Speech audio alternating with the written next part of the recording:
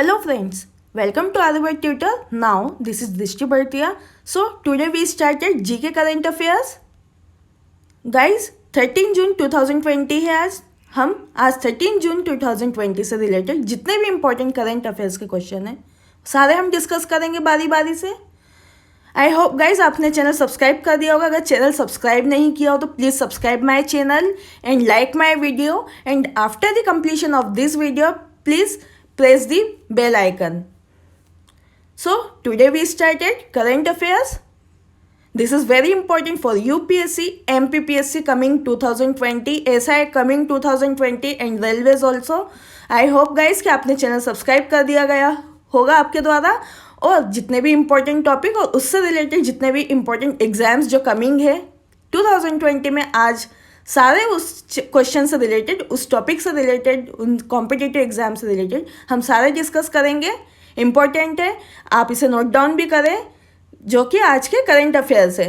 So let us we start. Question number 1, वह राज्य सरकार जिसके द्वारा भारतीय नौसेना से ऑक्सीजन आपूर्ति सुनिश्चित करने के लिए मल्टी फील्ड ऑक्सीजन मैनीफोल्ड की खरीदी की गई।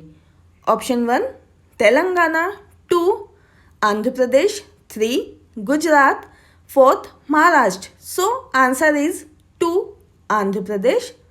नाउ ऑन डिस्क्रिप्शन, चूँकि हमें पता है हाल ही में 2 अप्रैल 2020 की बात है, आंध्र प्रदेश सरकार ने कोरोना वायरस संक्रमित लोगों के लिए ऑक्सीजन की आपूर्ति के लिए एक स्वीकृति प्रदान की है, चूँकि उसका नाम मल्टी फील्ड ऑक्सीजन मैनीफोल्ड है।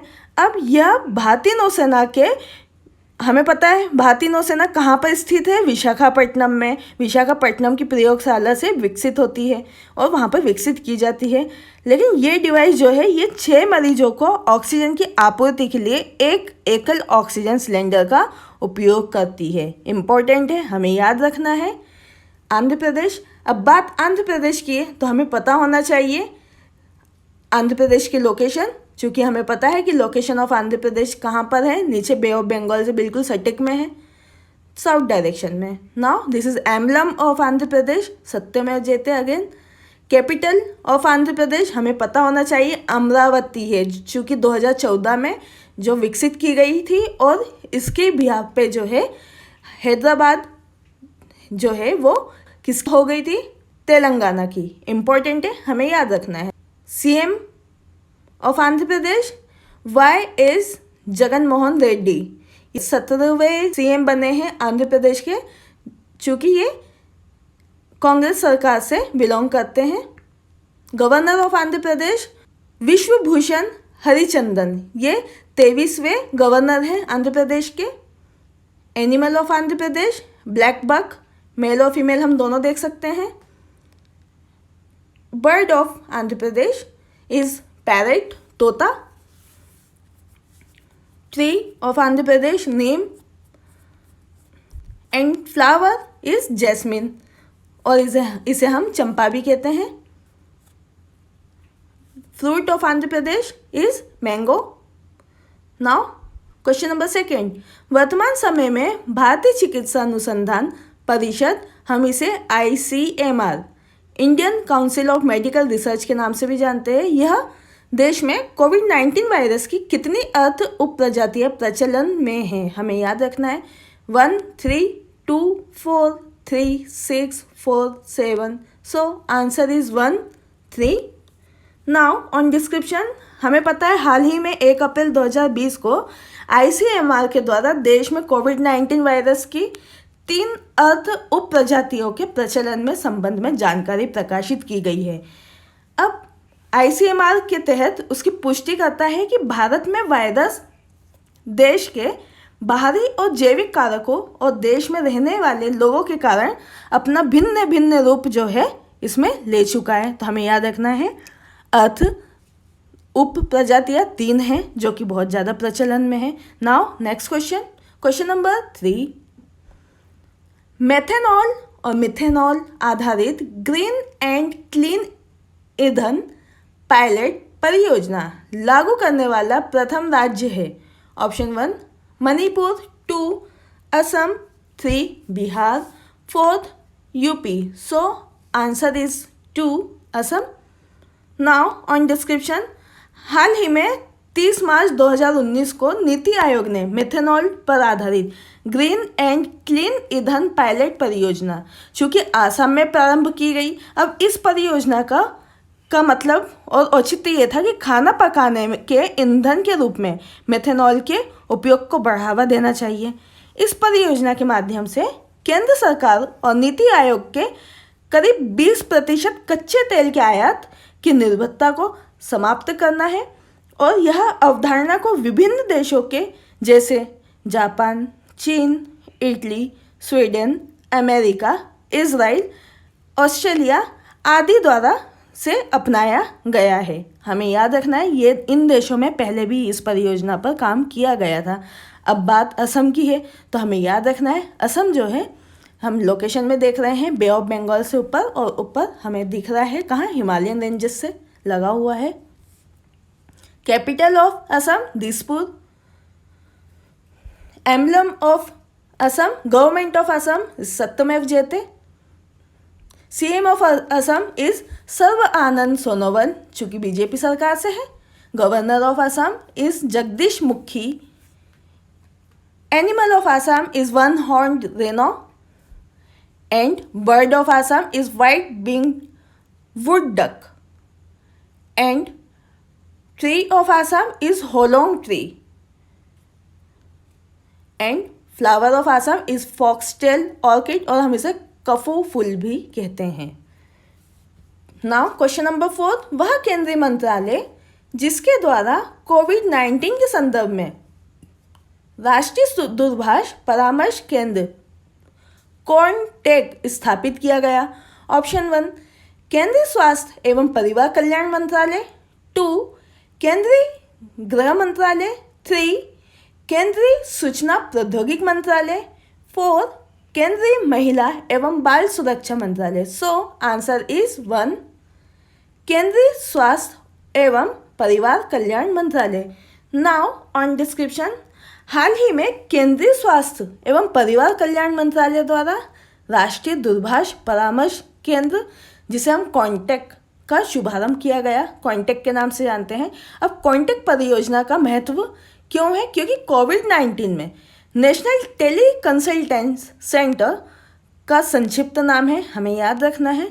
इस केंद्र के माध्यम से देश के चिकित्सकों को ऑनलाइन नवीनतम जानकारी साझा कर सर्वोत्तम उपचार व्यवस्था प्रदान करने का अवसर प्राप्त होगा। इसका औचित्य ये है, हमें याद रखना है, राष्ट्रीय दूरभाष परामर्श केंद्र कॉन्टेक्ट इंपॉर्टेंट है। नाउ क्वेश्चन नंबर 5, सीमा सड़क संगठन द्वारा किस पूर्वोत्तर राज्य में प्रोजेक्ट अरुणांक का संचालन किया जा रहा है? Option 1 Arunachal Pradesh, 2 Mizoram, 3 Meghalaya, 4 Manipur. So answer is 1 Arunachal Pradesh. Now on description, जैसा कि हमें पता है हाल ही में सीमा सड़क संगठन द्वारा चीन सीमा के स्थित उसके निकट जो कि 451 गांव स्थापित एकमात्र संचार पुल है, जिसे हम बोलते हैं डपोल-जियो। इसे पुनः स्थापित करने के लिए एक प्रोजेक्ट चलाया गया है जिसका नाम था प्रोजेक्ट अरुणांक। इसका संचालन किया गया। अब चूंकि पुल जो है वो सुबनसिरी नदी पर स्थित है, जो कि आसाम और अरुणाचल प्रदेश के राज्य से बहती है, लेकिन हमें ध्यान देना चाहिए कि सुबनसिरी नदी जो है वह ब्रह्मपुत्र की सबसे बड़ी सहायक नदी है। इम्पोर्टेंट है, हमें याद रखना है। अगर अरुणाचल प्रदेश और सेकंड ऑप्शन असम होता और तीसरा ऑप्शन बोथ होता या उपरोक्त दोनों होता, तो आंसर इसका उपरोक्त दोनों जाता। हमें याद रखना है इसका आंसर असम भी है, और अगर अरुणाचल प्रदेश की जगह असम होता तो इसका आंसर असम जाता। सो अब बात अरुणाचल प्रदेश की है, तो हमें पता होना चाहिए अरुणाचल प्रदेश लोकेशन हमें दिख रहा है कहाँ, हिमालयन रेंज और बे ऑफ बंगाल के जस्ट ऊपर है, नॉर्थ ईस्ट डायरेक्शन में। एम्बलम ऑफ अरुणाचल प्रदेश। अब रही बात कैपिटल की, हमें सभी को पता है ईटानगर है। कैपिटल ऑफ ईटानगर क्यों फेमस है हमें पता होना चाहिए, वहाँ पर जवाहरलाल नेहरू म्यूजियम है। 9th CM बने अरुणाचल प्रदेश के, हमें पता होना चाहिए, Pima Khandu. And governor of Arunachal Pradesh is BD Mishra. ये ब्रिगेडियर भी रह चुके हैं, ये 19वें गवर्नर बने हैं अरुणाचल प्रदेश के। एनिमल इज बॉस फ्रंटालिस, हम इसे गयाल के नाम से भी जानते हैं। Bird of Arunachal Pradesh is great hornbill, male और फीमेल आप इजीली देख सकते हैं। Tree of Arunachal Pradesh is Hollong tree. And flower is foxtail orchid, और इसे हम कफू फूल भी कहते हैं। नाउ क्वेश्चन नंबर 6, विश्व का प्रथम देश जहां कोरोना वायरस कोविड-19 के लिए एंटीबॉडी परीक्षण प्रारंभ किया गया। ऑप्शन 1 भारत, 2 चीन, 3 America, 4 Italy. So answer is 4 Italy. Now on description, चूँकि हमें पता है हाल ही में 27 मार्च 2019 को कोरोना वायरस के सेरोलॉजिकल टेस्ट, सेरोलॉजिकल की बात जब भी आती है जब ब्लड से रिलेशन होता है या रक्त से रिलेशन होता है, तब हमें याद रखना कि सेरोलॉजिकल टेस्ट जो है वो ब्लड की प्रेजेंस में होता है। अब यह रक्त में एंटीबॉडी की तलाश हेतु एंटीबॉडी परीक्षण प्रारंभ किया गया है। अब हमें पता है कि कोविड-19 की महामारी विज्ञान को समझने में मदद करेगी, लेकिन हमें ध्यान देना चाहिए कि वर्तमान समय में भारत कोरोना वायरस और सामुदायिक प्रसारण चरण में प्रवेश करने की संभावना में है, इसलिए इटली जो है पहले साझा करती है इसे करने का। अब बात इटली की है तो हमें दिख रहा है कि मैप में जो है वो पैसिफिक ओशन और आर्कटिक ओशन के बीच का हमें पूरा पानी से घिरा हुआ दिख रहा है इटली, मोस्ट ऑफ एरिया। ये फ्लैग है of Italy. Then this is the emblem we called the court of arms के नाम से फेमस है। Capital of Italy is Rome, हमें याद रखना है। 12th प्रेसिडेंट ऑफ इटली, नाम याद रखना, सर्जियो मोटोरेला। ये OMRI और OMCA और QKUOM एंड G क्वाइल आर सेरेफो KB भी रह चुके हैं। Prime minister of Italy 58 prime minister बने हैं, कौन? Giuseppe Conte. Now question number 7, वह उच्च स्तरीय समिति जिसके सिफारिश पर भारतीय रिजर्व बैंक द्वारा बैंकिंग संस्थान हेतु पुनर्पूंजीकरण योजना प्रारंभ की गई। ऑप्शन 1 KC चक्रवर्ती समिति, 2 N वेणुगोपाल समिति, 3 LN अग्रवाल समिति, 4 PC सचदेव समिति। सो आंसर इज 1 KC चक्रवर्ती समिति। नाउ ऑन डिस्क्रिप्शन, वर्ष 2011 में भारतीय रिजर्व बैंक और RBI द्वारा डॉक्टर KC चक्रवर्ती की अध्यक्षता में गठित उच्च स्तरीय समिति की सिफारिश पर पुनर्पूंजीकरण योजना को प्रारंभ किया गया। यह योजना 9% की न्यूनतम CRAR, जिसे हम क्या कहते हैं, capital to risk weighted assets अनुपात, इम्पॉर्टेंट है, हमें याद रखना है, और इसे हम capital to risk weighted assets ratio के नाम से भी जानते हैं, CRAR, इम्पॉर्टेंट है, याद रखना है। अब इसमें बनाए रखने में असमर्थ बैंकिंग संस्थानों को पुनः पूंजीकरण लाभ प्रदान करना है। लेकिन हाल ही में हमें पता होना चाहिए कि केंद्र सरकार द्वारा क्षेत्रीय ग्रामीण बैंकों को पुनः पूंजीकरण योजना के तहत पूंजीगत भारित अनुपात और अनुपात में सुधार संबंधी सुधार को स्वीकृति प्रदान करना है, इम्पॉर्टेंट है, हमें याद रखना है। नेक्स्ट क्वेश्चन, क्वेश्चन नंबर 8, वह अनुसंधान संस्था जिसके द्वारा उच्च गुणवत्ता वाले गेहूं MACS, मैक्स के नाम से भी हम जानते हैं, 4028 का जैव विकास किया गया। Option 1 Agharkar research institute Pune, 2 भारतीय कृषि अनुसंधान संस्थान Delhi, 3 national bureau of plant genetic resources Delhi, 4 केंद्रीय मृदा लवणता अनुसंधान संस्थान Haryana. So answer is 1 Agharkar research institute Pune. Now on description, हाल ही में 25 मार्च 2020 को विज्ञान और प्रौद्योगिक विज्ञान के तहत सेवारत आगारकर रिसर्च इंस्टीट्यूट पुणे द्वारा उच्च गुणवत्ता वाले गेहूँ जिसे हम मैक्स 4028 का जैव विकसित किया गया है। नए गेहूँ में के किस्म में यह पहला ऐसा वैरायटी है जो हमें मिली जिसमें 17.7% बेहतर पोषण गुणवत्ता और 40.3 ppm लौह सामग्री और उच्च मिलिंग गुणवत्ता है। नई किस्म अर्ध बोनी है और 102 दिनों में परिपक्व हो जाती है। इम्पोर्टेंट है, हमें याद रखना है। Next question number 9। भारत के सबसे तेज सुपर कंप्यूटर प्रत्यूष की गणना गति है। Option 1 6.1 petaflop, 2 6.7 petaflop, 3 6.8 petaflop, 4 6.5 petaflop. So answer is 6.8 petaflop 3। Now on description.